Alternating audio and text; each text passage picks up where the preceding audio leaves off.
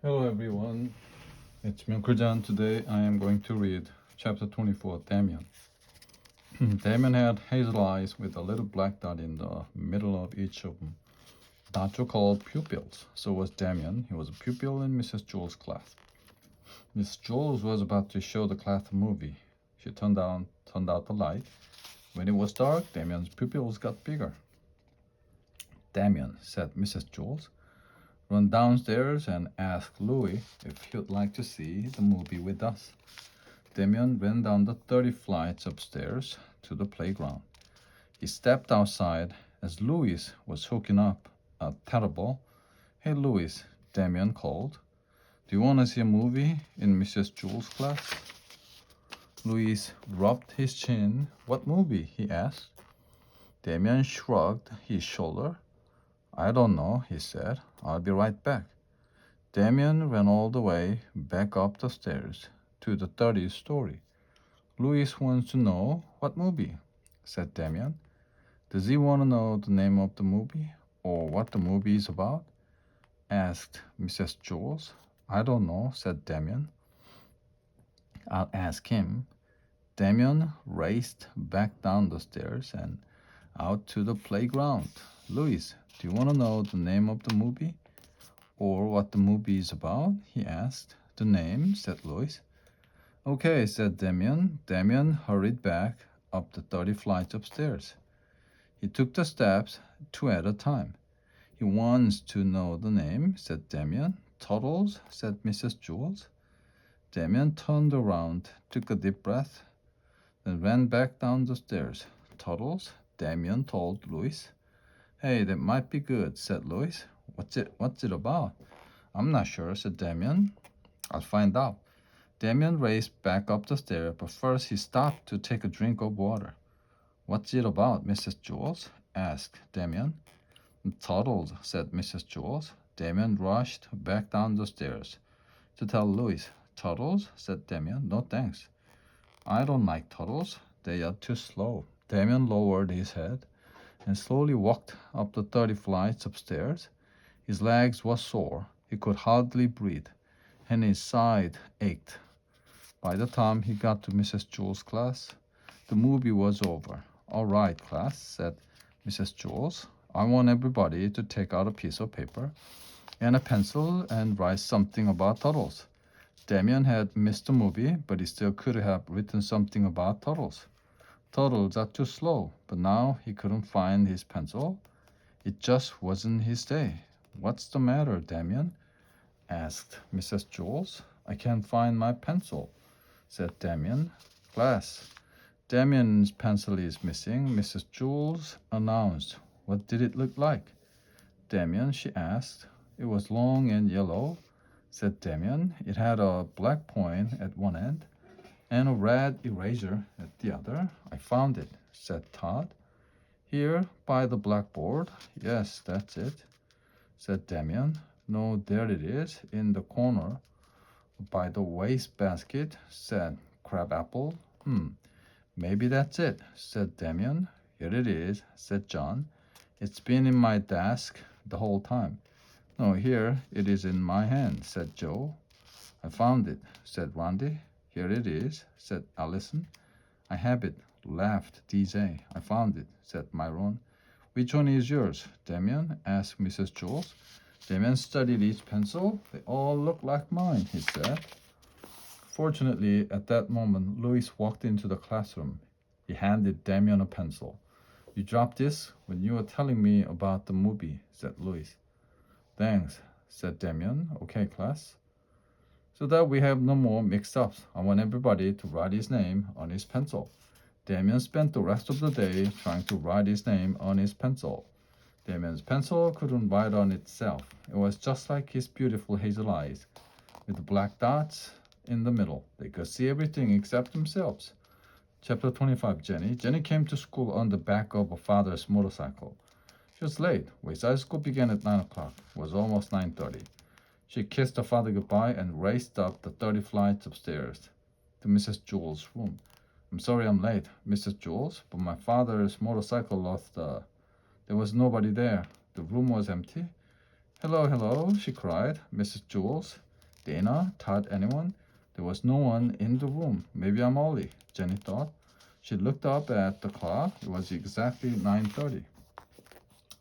Oh, I hope they didn't go on a field trip without me. She looked out the window. Nobody was there, not even Louis. Jenny didn't know what to do. She sat down at her desk. She watched the second hand go round on the clock. I might as well catch up on my spelling, she thought. She opened the desk and took out a speller. MUD spells mud. Where is everybody? Blood spells blood. I hope nothing happened to them. Black spells black. Jenny heard footsteps coming down the hall. She began to work very fast. Hack spelled HACK. Smack spelled SMACK. Someone opened the door. Jenny turned around. Ack! She gasped. It was a man Jenny had never seen before. He had a black mustache and a matching attache case. Jenny jumped out of her seat. Get back in your seat, the man said. Jenny slowly sat down. The man walked over and sat down in Dana's seat. Okay, facing Jenny. He opened his attached case, removed some papers. What's your name? He asked her. Jenny. Jenny whispered. Jenny? The man repeated as if he didn't believe her. Well, it is actually Jennifer. Jenny for short, said Jenny. I see, said the man. He took the speller from Jenny's desk. Jenny's name was written across the top. He put the speller in his attached case. What are you doing here, Jennifer? He asked. This is my classroom, said Jenny. Are you sure? The man asked. Yes, I think so. I mean, where is the rest of your class? The man asked. I don't know. Maybe they went on a field trip. No, they didn't go on a field trip. Well, I don't know where they are, Jenny cried. I was half an hour late today. When I got here, everybody was gone. Really? Did something happen to them? The man didn't answer her. He wrote something on a piece of paper. Tell me something, Jennifer. When you came to school today and saw that nobody was here, weren't you somewhat puzzled?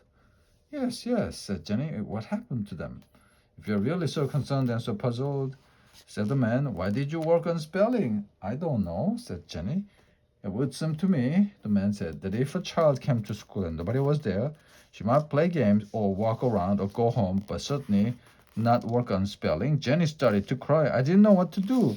I was late and had to ride on a motorcycle and nobody was here. Now you're asking me all kinds of questions and I'm afraid of what has happened to Dana and Mrs. Jules and Randy and Allison. The man didn't understand the word, she said.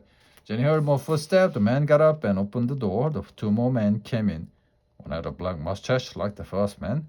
The other man was bald. Jenny was frightened by them. Does she know? Asked the newcomer with the mustache. She claimed she knows nothing, the first man answered. She said she was late today.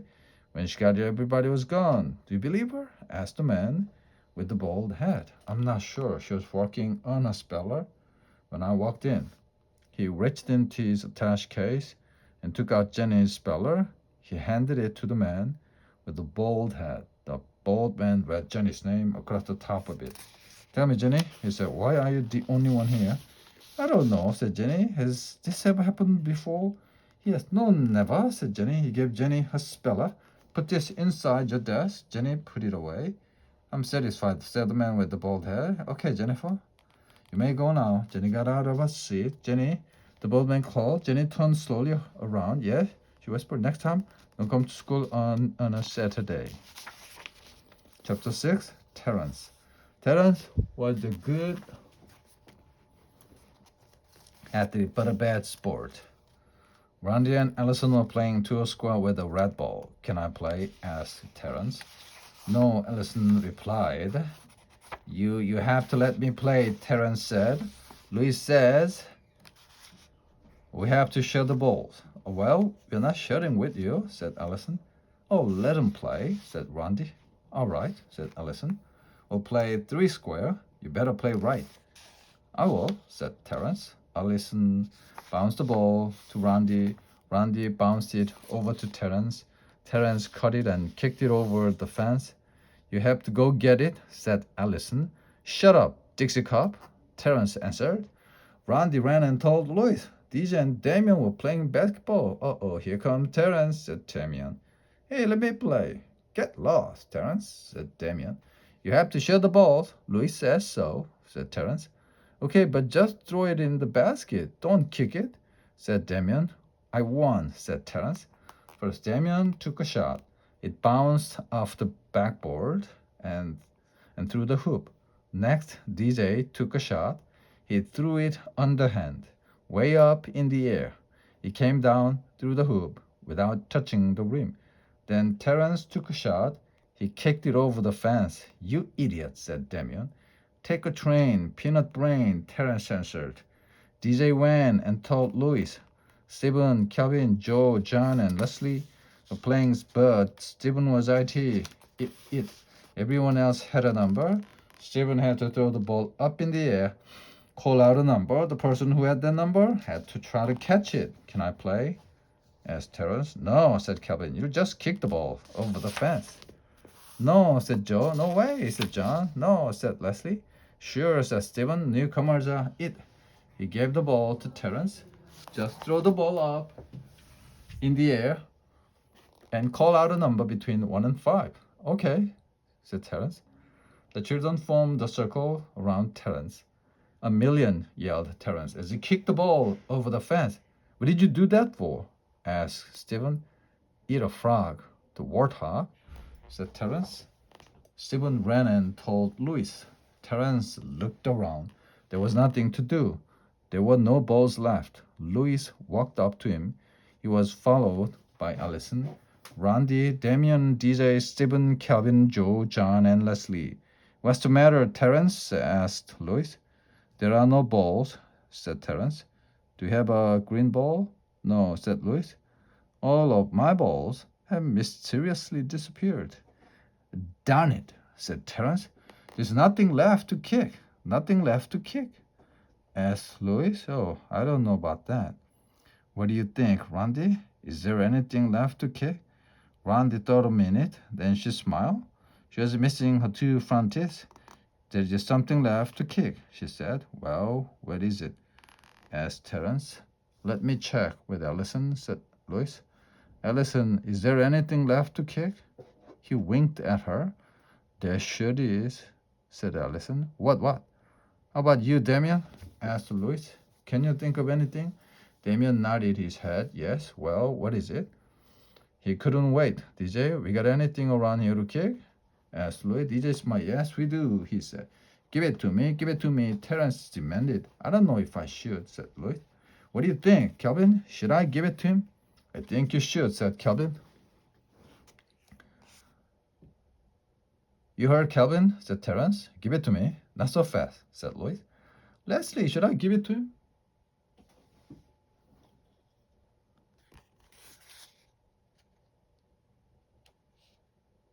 Oh yeah, I think he deserves it, said Leslie. Give it to me. Terence repeated. Do you also think he deserves it, Joe? Asked Louis. Yes, I think so, said Joe. What about you, John? Asked Louis. Definitely give it to him. John answered. Come on, said Terence. Recess is almost over. We'll leave it up to Stephen, said Louis. Whatever he says goes. Let him have it, said Stephen. You heard him, Louis, said Terence. Let me have it. Okay, said Louis.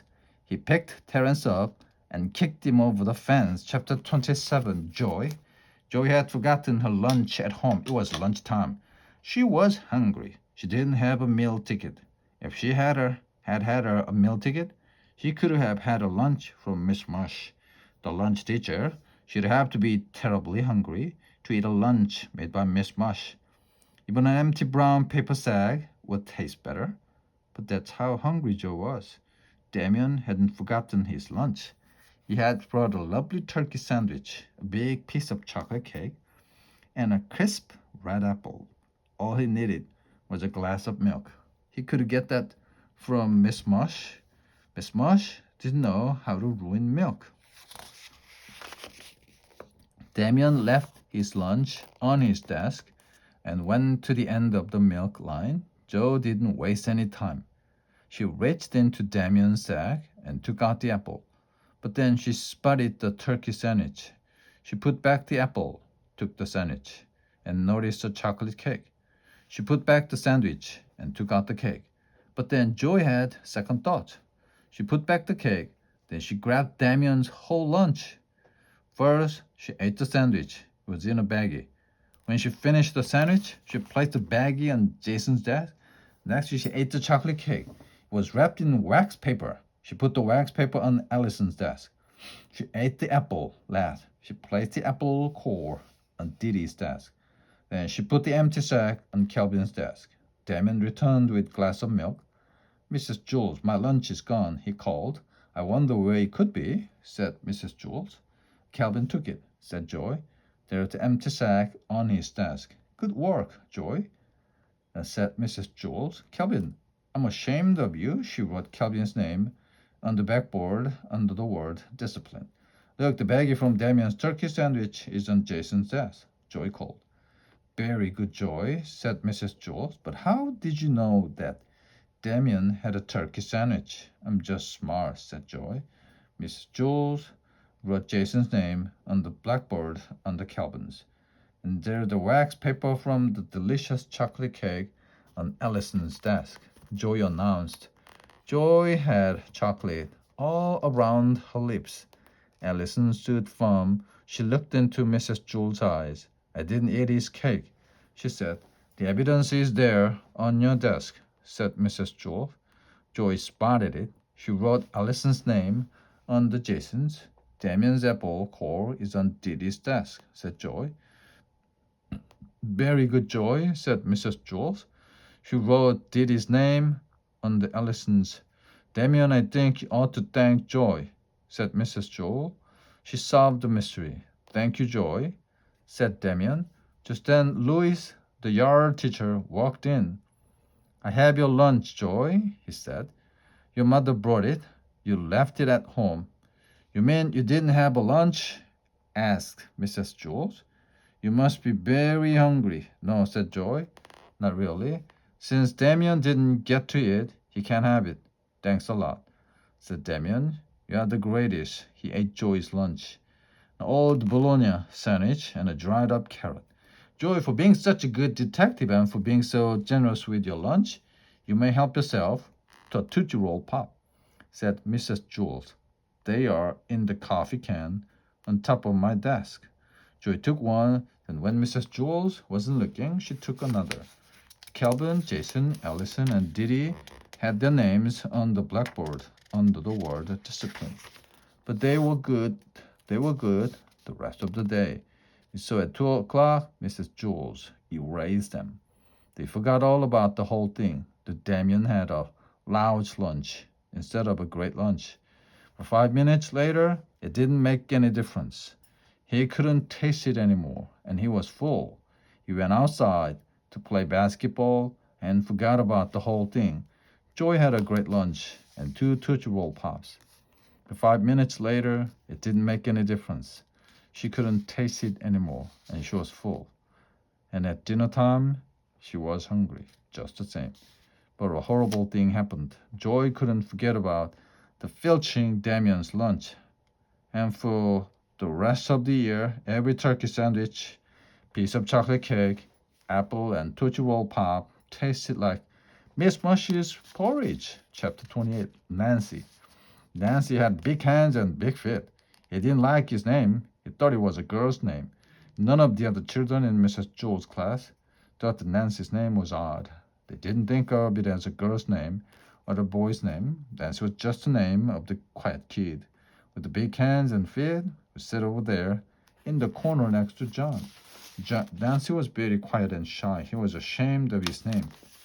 He had only one friend, a girl who went to class on the 23rd story of a wayside school. They were friends for a good reason. He didn't know her name and she didn't know his. They just called each other, "Hey, you," or just plain "you." Nancy was afraid to ask his friend what her name was because then he might have to tell her his name. He never could figure out why she never asked, but he was happy just to leave well enough alone. One morning, Nancy and his friend were late. They got to the 23rd story. His friend's teacher was waiting outside. "Hurry up, you're late, Mac," said the teacher. Nancy's friend turned red. She didn't move. "Come on, Mac, shake a leg. Get the lead out," said the teacher. "Your name is Mac?" said Nancy. Meg was very pretty. She had red hair and freckles. She covered her face and went into the room. My name is Nancy. Nancy called after her. Meg stepped back outside. I was ashamed to tell you my name, she said. Me too. Nancy is a girl's name. Oh, I think it's cute, said Meg. I like the name Meg. Meg is a boy's name, said Meg. My mother has a rich aunt named Nancy. And Nancy said that's why she gave me the name. My mother once had a duck named Meg. Hey, do you want to trade? Nancy asked. Can we? I don't see why not. Okay, said Meg. The bus spun around 100 times in opposite direction until they were so dizzy that they fell over. And they stood up. Meg was Nancy. Nancy was Meg. They said goodbye. Then Meg raced up to Mrs. Jewell's room. He was no longer shy. Hi, everybody. My name is Meg, he announced. I traded name. He held out his backhand. Todd jumped up and shook it. Hi, Meg. Glad to meet you. How you doing, Meg? Said Ron. Howdy, Meg, said Terence. Hey, nice to see you, Meg. You traded name? Asked Jason. Jason didn't like his name either. That's right, Jason, old boy, said Meg. Is that allowed? Asked Jason. Why not? Said Meg. Hey, anybody want to trade? Jason called. I'll trade with you, said Terence. He didn't like his name either. Wait, I'll trade with you, Terence, said Marisha. Marisha didn't like her name. No, he's trading with me, said Jason. I'll trade with you, Marisha, said Damien. No thanks, said Marisha. I'll trade with you, Damien, said Mrs. Jewell. No, I want to be Mrs. Jewell, said Stephen. It turned out that nobody in Mrs. Jewell's class liked his name. The children all spun around in different directions until they got so dizzy that they fell over. When they stood up again, nobody knew who anybody was. What are we going to do, Mrs. Jewell? Asked Leslie. Was really Eric Bacon? My name is not Mrs. Jewell, it's Marisha, answered Terence, who was really Jason. Oh, it's not. I'm Marisha, said Didi, who was really Joe. You're both wrong, said Marisha. I am Mrs. Jewell. This went on for an hour, unless they figured out who the real Randy was. She was missing her two front teeth. After they figured out Randy, they were able to get Ellison pretty easily, and then from there, they got DJ, Damon, and Mrs. Jewell. She was the oldest one. Eventually, they figured out who everybody really was. They had some difficulty deciding which Eric was which, and actually, they are still not absolutely sure. Everybody just decided to keep his own name. The children didn't like him, but it made things much easier. Mac and Nancy kept their new names, but when they were together, they still called each other. Hey, you, or just plain you, chapter 29, Stephen. Stephen had the green hair. He had a purple ears and a blue face. He wore his sister's pink dancing shoes, green letters. The letters matched his hair. He was all dressed up as a goblin for Mrs. Jewell's Halloween party. But unfortunately, it wasn't Halloween. Ha ha ha, you sure look stupid, said Jason. Jason was Stephen's best friend. So do you, said Stephen. Boy, are you dumb, said Jenny. Halloween is on Sunday. Today is only Friday. You're the one who's dumb, said Stephen. Ha ha, you probably come to school on Sunday. Miss George said we'd have the party today. But none of the other children were costumers. Costumes, only Stephen.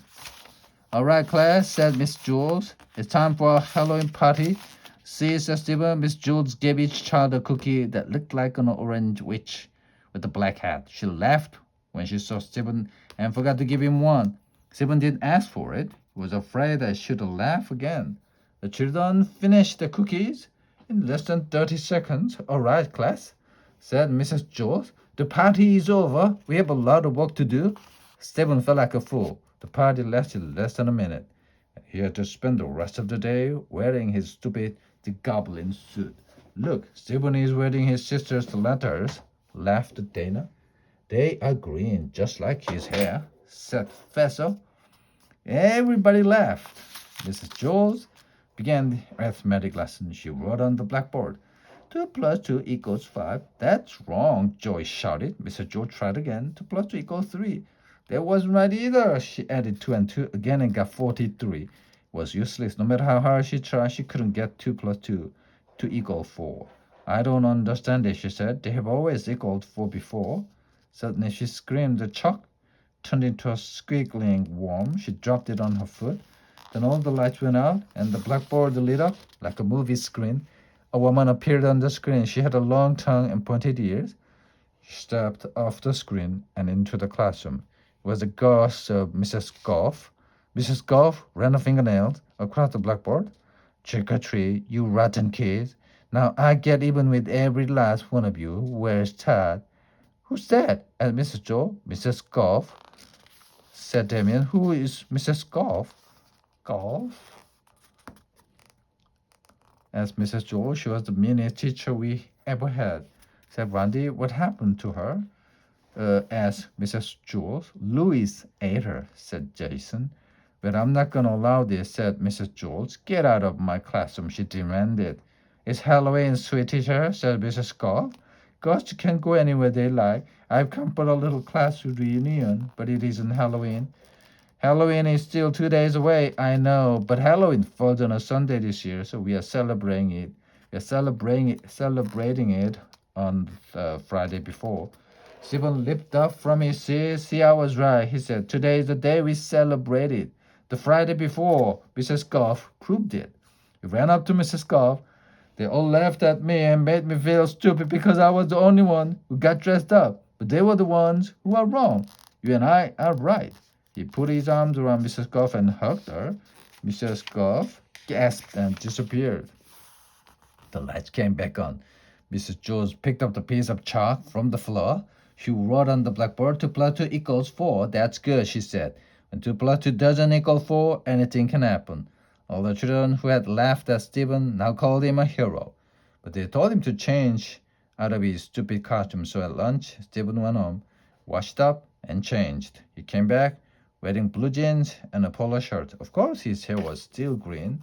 It always was. Chapter 30. Louis. Louis had a red face and a mustache of many colors. He was a yard teacher at Wayside School. It was his job to see that the children didn't have too much fun during lunch and recess. And if you haven't already guessed, he's the one who wrote this book. On June 10th, there was a blizzard. Louis was afraid the children would have too much fun, so nobody was allowed outside class, Miss Joel.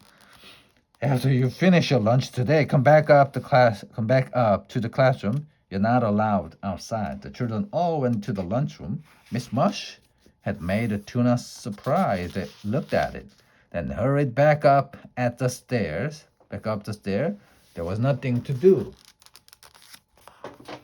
Now, class, I know that you're all bored, but I have a special surprise for you.